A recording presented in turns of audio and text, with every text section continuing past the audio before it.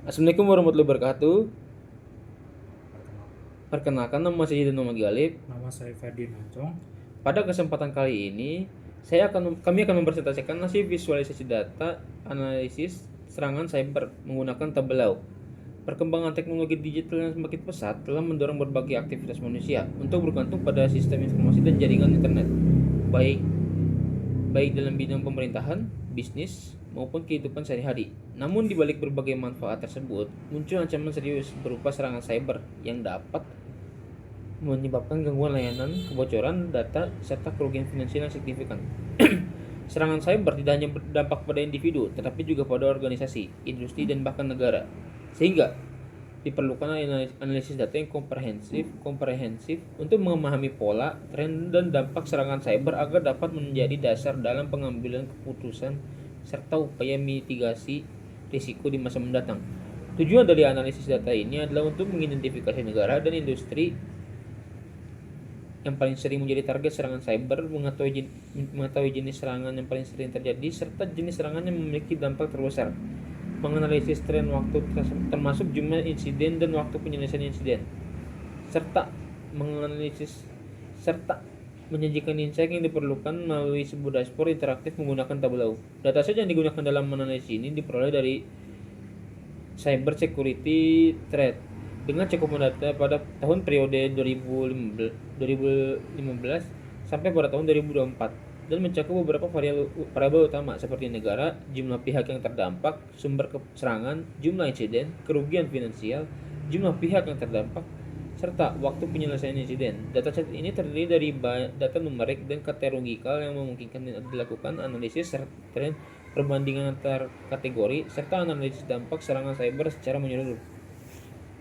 Berikut adalah dashboard Tableau yang telah kami buat.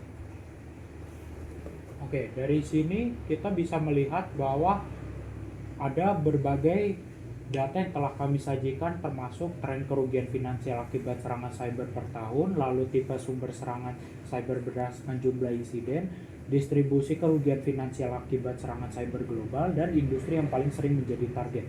Baiklah, kita akan menuju yang ke pertama dahulu, yaitu serangan pada kerugian finansial akibat serangan cyber pada malware, yaitu kerugian akibat pada tipe DDoS. Kerugian pada tipe DDoS mengalami kenaikan pada tahun 2016 dari tahun 2015, yaitu sekitar 48 juta dolar per tahun, lalu mengalami penurunan lagi pada tahun 2019 sebesar 676 juta dolar. Lalu mereka mengalami kenaikan signifikan pada tahun 2023 sebesar 66 juta dolar.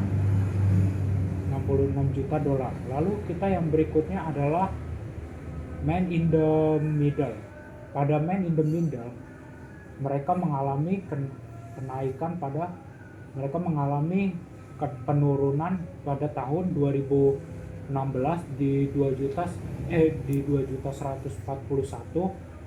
yang pada awalnya 2.254. Lalu mereka mengalami penurunan pada tahun 2018 dengan total 1.886 juta dolar, dan selanjutnya mereka mengalami kenaikan pada tahun 2020 dengan total 2.263 juta dolar, dan mereka mengalami kenaikan lagi 2.462 juta dolar dan berakhir pada tahun 2022 pada total 2.295. Yang berikutnya adalah setelah man in the middle adalah phishing. Untuk yang phishing ini, dari yang awalnya 2015 ada dengan total 2.438 mengalami kenaikan yang signifikan pada tahun 2017 dengan total 3.320, dan mereka secara tidak sengaja mengalami penurunan lagi pada phishing dengan total 2.239 dolar. Lalu mereka secara tidak sadar naik lagi pada tahun 2020 dengan total 2.983, dan mereka mengalami kenaikan lagi pada tahun 2022 dan berakhir di 3.054.000. Lalu untuk yang berikutnya ada di tipe dan sumber serangan cyber berdasarkan jumlah insiden. Yang pertama ada di malware. Yang malware ini memiliki kenaikan total 124 serangan per tahun. Yang jika dibandingkan dengan yang lain, mereka lebih tinggi ketimbang yang di man in the middle dan phishing, yang termasuk di mana phishing ini dengan total 141 serangan per tahun. Sedangkan untuk man in the middle memiliki total serangan 131 per tahun, dan SQL injection yang memiliki serangan yang di tengah-tengah yaitu 138 per tahun. Dan untuk yang berikutnya adalah termasuk DDoS, yang dimana DDoS ini memiliki serangan 125 per tahun, dan untuk ransomware ini memiliki serangan di 131 per tahun. Lalu untuk distribusi kerugian finansial akibat serangan cyber global, ada beberapa negara yang masuk ke dalam distribusi kerugian akibat serangan cyber global. Dan negara-negara itu adalah seperti Australia, Brazil, China, Prancis, Jerman, India, Jepang, Rusia, United Kingdom, dan Amerika Serikat. Dan yang termasuk ke dalam paling tertinggi di antara mereka adalah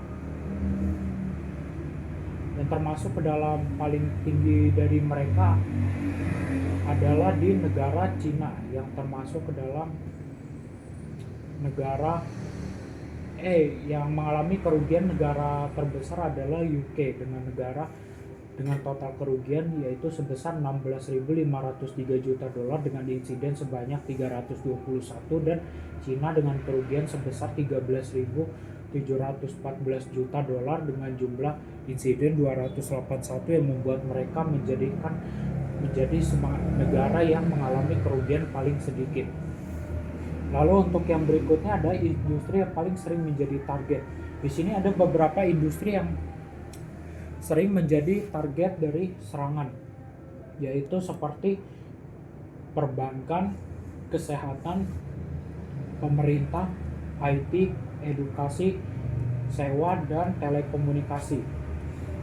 Untuk perbankan dia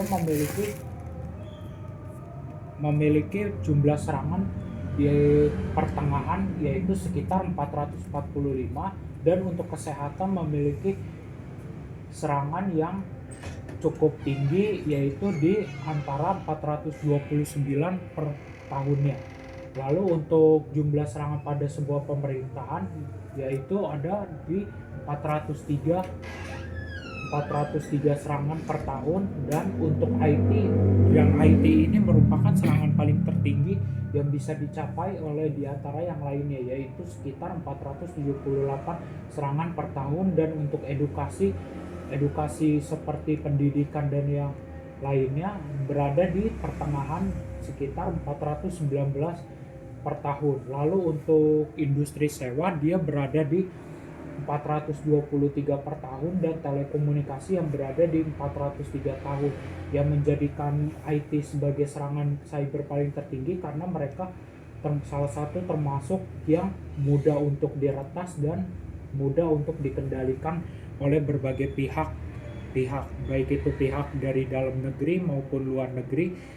Dan bisa kita lihat setiap serangan cyber tahunannya beberapa negara termasuk yang paling tertinggi seperti serangan dari Cina ke Amerika, itu juga termasuk serangan cyber yang cukup tinggi. Lalu dari perang Israel dan Palestina itu juga bisa memasuki serangan cyber jika mereka tidak menghentikan perang sewaktu-waktu mereka terjadi. Di sini adalah data-data yang telah kami sajikan, yang termasuk dari beberapa tahun sebelumnya, data yang mungkin belum data yang akan mungkin akurat dan tidak akan mungkin berbeda jauh dari data-data yang lain. Jika dilihat berdasarkan jenis serangan, visualisasi kerugian finansial menunjukkan bahwa serangan seperti ransomware menghasilkan kerugian finansial yang paling besar. Karena jenis serangan ini umumnya menargetkan data penting dan seringkali melibatkan pemerasan, sehingga dampaknya secara ekonomi sangat signifikan. Di sisi lain, visualisasi jumlah serangan berdasarkan jenis serangan menunjukkan bahwa terdapat beberapa jenis serangan yang memiliki frekuensi kejadian tinggi, namun tidak selalu menghasilkan kerugian finansial terbesar, yang menunjukkan adanya perbedaan antara kuantitas serangan dan besarnya dampak yang ditimbulkan.